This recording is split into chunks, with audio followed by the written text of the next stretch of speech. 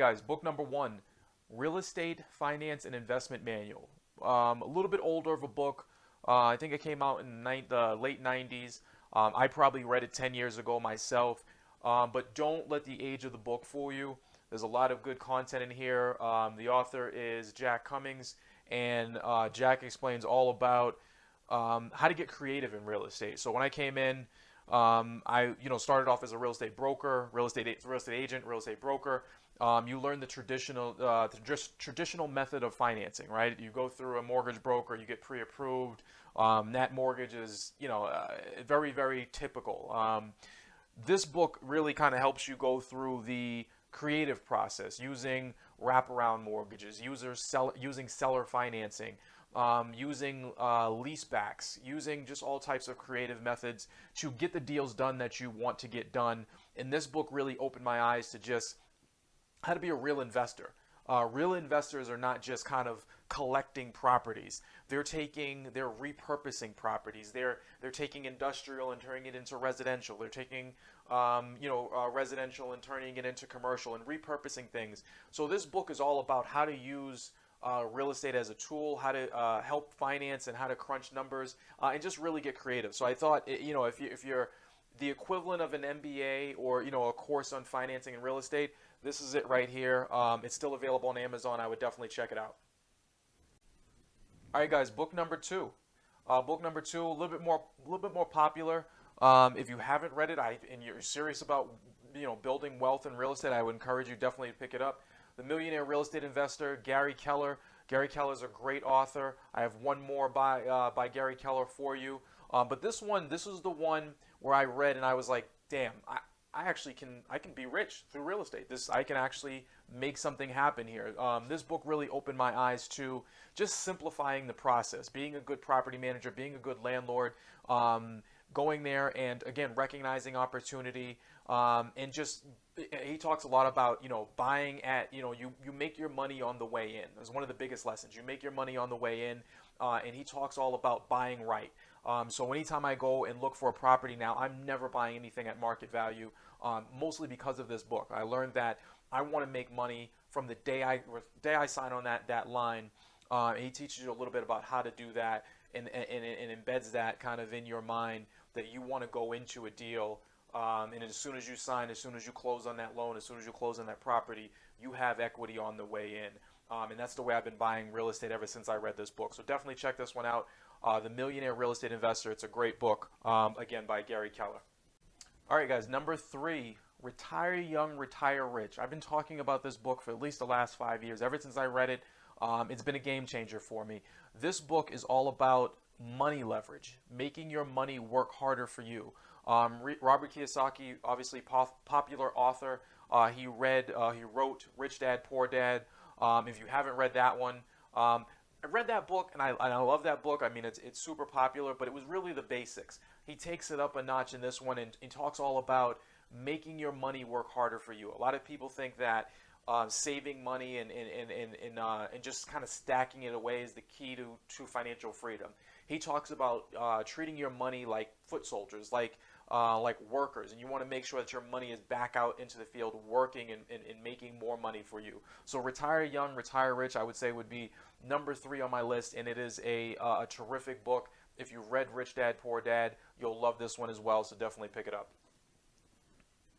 All right, number 4. Number 4 is the 4-Hour Work Week, another popular one. I wanted to stay off of the more popular books, but this one was just kind of life-changing for me as well. When I grabbed it, Tim Ferriss talks all about where Robert Kiyosaki was talking about money leverage.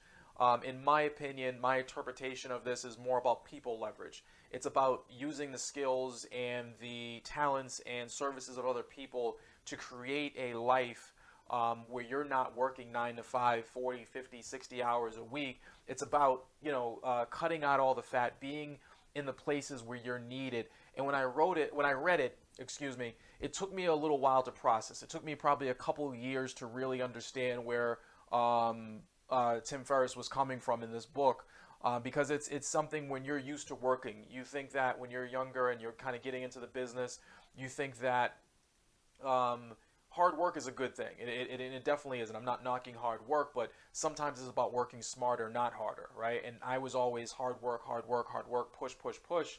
So it took me a little while to understand the idea of using virtual assistants, using the skills of other people from all over the world.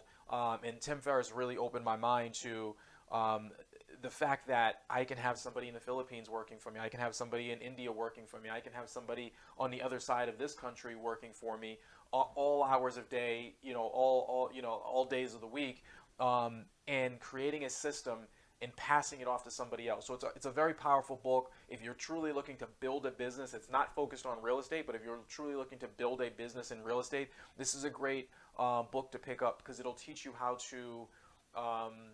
Most investors, they buy a couple multifamilies and they're running themselves. They're doing the accounting, they're doing the maintenance themselves, they're doing everything themselves, and they get stuck. They don't really know how to go out and kind of expand from there. Maybe they get to 3 multis, but that's typically where most people kind of cap out, if that. This book is really about how do you take your business and really make it a business where you're not killing yourself day in and day out. So the 4-hour work week, I would say, would be number 4 for sure. All right, number 5. Great book, Gary Keller again, The One Thing.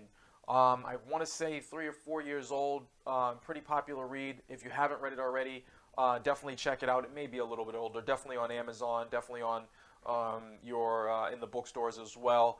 All about focus, all about trying not to do too many different things. Great business book as well. I loved it because Gary Keller is a real estate guy and he puts a lot of focus on, gives a lot of examples that are directly related to real estate. But you can apply this book to pretty much anything. But the overall summary, the overall idea is that we do a lot of things. We create to-do lists and we create lists that we go out and we try to tackle all these different things during our day, during our month, during our week, or whatever. Gary Keller talks about there's only a couple different things. There's maybe one thing that you can do every day where it really just kind of makes everything else not really matter so much. If I can get just this one thing done today, this is my big goal, my big thing for today, then everything else is kind of an extra. And seems like a really simple concept, seems like something crazy where most people would say, well, no, I have to do 14 different things today. But when you start to put these things in practice, and you start to see them, you start to put these ideas into your life, you see how true they are. So I would definitely take a look at this one, and this is number 5 of your 5-book MBA. Very, very, very powerful book. And if you're really trying to make a push into real estate and really build a business, really build a company with your portfolio, definitely check out this book as well. Gary Keller.